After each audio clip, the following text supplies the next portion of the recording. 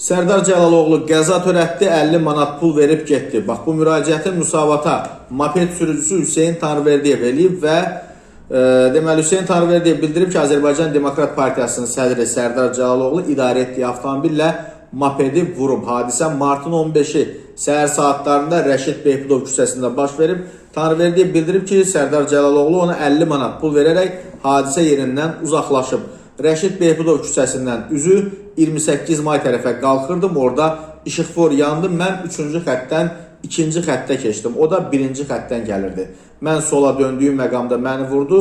Bax, belə bir açıqlama verib və qeyd edib ki, çıxarıb mənə 50 manat pul verdi. Həmin vaxt motosikletə baxmamışdım. Sonradan baxanda gördüm ki, xərci 220 manat civarında edir. Qayıdıb təzədən söhbət etmək istəyəndə gördüm ki, yoxdur, sürüb getmişdi. Sürücü qeyd edib ki, sonradan polis əməkdaşları hadisə yerinə gələrək şikayətçi olub-olmadığını soruşublar və düşünürdüm ki, sonradan maraqlanar. Ona görə də dedim ki, özü ilə danışmışam. Polislər dedi ki, nəsə bir şikayətin olsa Nəsimi rayon polis idarəsinə yaxınlaşarsan. Mopedi ustaya göstərdim, dedi ki, 250 manata yaxın xərci var. Lap Sərdar müəllim də maraqlana bilər. Kiminsə mənə artıq pulu lazım deyil.